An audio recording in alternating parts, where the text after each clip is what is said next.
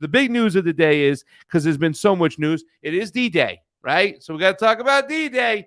But I think Chicago is on fire because look for Biden's replacement, the ceremony that is, because I think it's already a foregone conclusion. I think they've already had these talks behind closed doors. I think there's no way they're going to continue to go with Joe Biden. So look for Chicago, the convention where there's supposed to be a lot of protest, for them to go and kind of exit him stage left and bring in somebody like a Gavin Newsom or a Michelle Obama, who's going to agree with the people in the streets and agree that she's going to work for a ceasefire and not have to have that tagline of a Zionist on their nameplate the way Joe Biden, I'm a Zionist, is. So look for that to happen. And the reason why I can see this happening, the Wall Street Journal just came out the other day, and I do have a little screenshot over here. Let's see if I can do this real quickly. Let's see how it looks if I do it this way.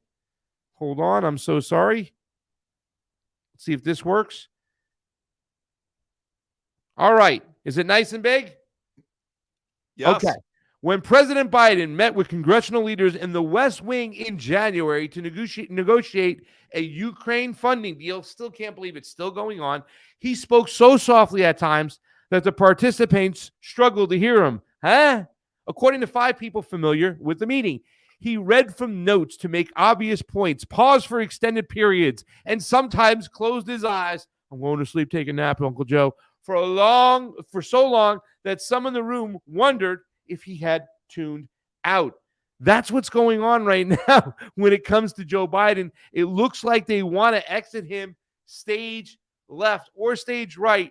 And of course, the White House fired back, right? It was like the last time they said he's just an old man who forgets certain things. I think that was after the Attorney General investigation. I can't remember what it was. Remember, they were going into his whole thing about the documents he had taken, the classified documents. He's just a senile old man. Leave him alone.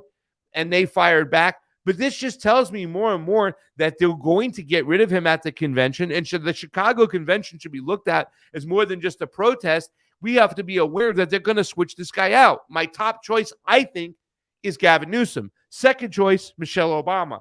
Third choice, Pete Buttigieg. Now, that one's a little bit out of left field, right field, but he did run for president before, and he checks all the cultural boxes, right? The identity politics boxes. So they might run that guy. But I think they're going to do this for sure. It's just a matter of time. And I think that they're wise to do it at the convention. That's when I would do it if I was running it, if I was a DNC operative, because I wouldn't want my candidate to be taking all the flack right now. Why not just make it a sprint? What is it? It's in July, August, right? So from August to November from the election, it's a sprint. You put your candidate out there right now, they'd be taking flack of all the negative things they've done, because there's now no way they can pick a Democratic candidate for the party, for the establishment that's not going to be a polarized candidate. Your thoughts, Mr. Weinglass? Okay, Pasta, if I'm a betting man, which I have been known to be in the past, but if I were right now, I would say this. The how is actually very important, not just when, it's how. And I look at the DNC in Chicago, and I think the thing that they're able to do that they couldn't do in the past, now that they have people on the party are conditioned to put safety first. They did it last time with COVID. They said we have to put safety first. There was always before today. Now I'm looking at this, and I'm considering your opinion on this, but I happen to think this. They did they already laid the brickwork. They laid the foundation to say we need a safe convention. They already talked about having Biden and Harris online and not actually having them arrive in Chicago. So that groundwork has already been set. So my prediction would be this. How do you switch him out? You don't necessarily do it at the convention. What you do is you have him on a monitor, planned speech. It might even be pre-recorded with that little live thing in the corner, right? That little, so it's a fake. It's theater. He doesn't have to the whole thing could be staged. What you do is you put him on the big screen and you say that my VP needs to step aside for there's a better project for Kamala Harris. And then you bring in Newsom or Obama at the VP. That way you have people not saying, why are you doing this to us? You're voting for Biden, but you're voting for safety. They say it's safety. We're conditioned for safety. You never know. We're just being sure in case we need to make a change later. Then then you make the change later. But if you do too abrupt of a move, you're going to get people in the street that say, what if you were planning to do this, why didn't you do this before? I think that the Chicago convention is you're on very thin ice if you make any big moves. Every move that they do has to have the word safety next to it.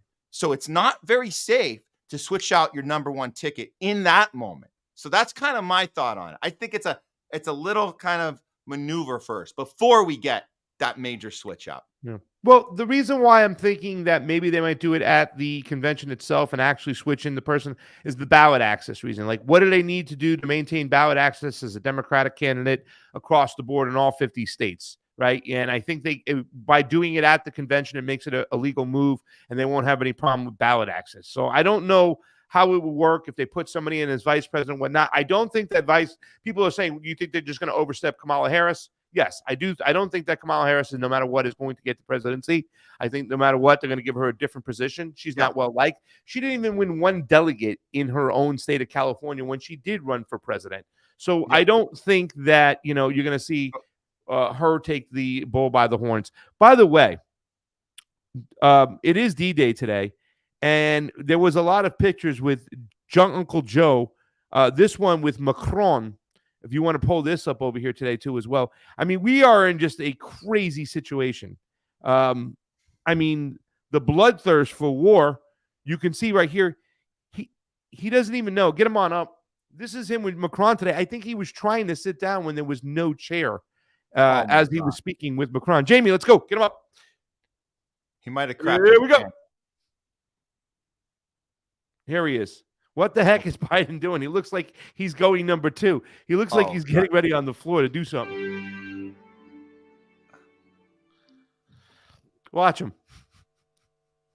Distinguished guests, please welcome the Honorable Lloyd J. Austin. They got to switch him out, man. Wait. Is there not a chair there? Distinguished guests, please welcome the Honorable Lloyd J. Austin. What's going on? But he just looks so confused. He never knows what what he needs to do next.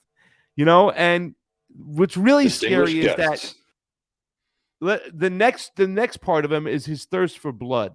Like this war machine that's in place, whether it be Joe Biden, whether it be the ruling class, whether he's just taking orders, they're all on the same page. They're the G.I. Joe mentality. I mean, his speech today, when he's talking about Russians dead, and as he's praising that and is talking about that being a positive, it makes me think that how is he getting away with this? Where is the mindset of the Americans today? You can look at this tweet right over here that we have, and it was made by the Republican National Convention or the RNC or the Grand Old Party, whatever it is. But the fact that Republicans are framing the Democrat president now as the warmongers, I mean, black is white, white is red, red is, I mean, we're all over forget about it. It's come full circle. This is what we talked about on your show. It's the cycle. They just take turn being the bad guy and the good guy. They just take turn, but they're all in it when it comes to war. Listen to Joe as he uses D-Day's address in Normandy. This is just disgusting. Listen to this. They've inflicted on the Russian aggressors. They've suffered tremendous losses, Russia. The numbers are staggering. 350,000 Russian troops dead or wounded. They've inflicted on the Russian aggressors. They've suffered tremendous losses, Russia. The numbers are staggering. 350,000 Russian troops dead or wounded. They got to switch him out. No, I mean, how can they let this guy? Well, hold on a second. Somebody wrote that line for him, right? Or is he? Yes, that's what I'm saying. It's the war machine, no matter what.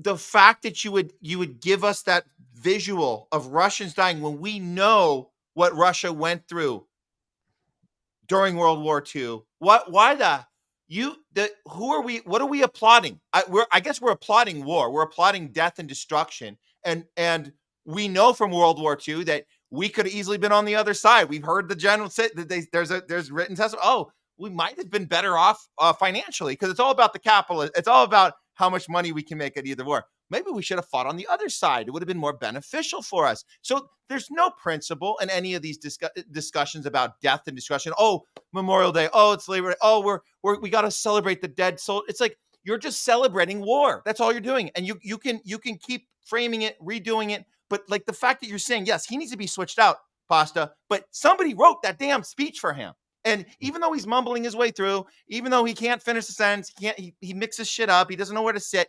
That line is on a piece of paper. That line is on a card.